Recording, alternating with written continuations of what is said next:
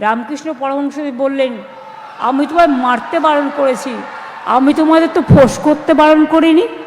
ফোঁস কিন্তু থাকবে, সহ্য করছি, ধৈর্য ধরছি।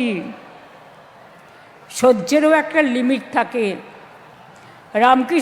রামকৃষ্ণ পরমহংসদেব বলেছিলেন, একটা সাপ তাকে গিয়ে বলেছিল, আপনি তো আমাকে কামড়াতে বারণ করেন, আমি কাউকে কামড়াই না, কিন্তু আমাকে সবাই খুব মারে জানেন, আমার খুব কষ্ট হয়। রামকৃষ্ণ পরমহংসদেব বললেন, আমি তোমায় মারতে বারণ করেছি, আমি তোমাদের তো ফোঁস করতে বারণ করিনি। ফোঁস কিন্তু থাকবে, জেনে রেখে দিন। বাংলার মাটি মাথা নত করে না, প্রত্যেকটা মানুষের গণতান্ত্রিক অধিকার যেন রক্ষিত হয়, এর জন্য লড়াই চলছে এবং চলবে। আজকে মা দুর্গা অঙ্গনের শপথ নিয়ে বলে যাই, আমাদের শপথের পবিত্র স্বাক্ষরে নতুন সূর্য শিখা জ্বলবেই, মানুষের অধিকার থাকবেই।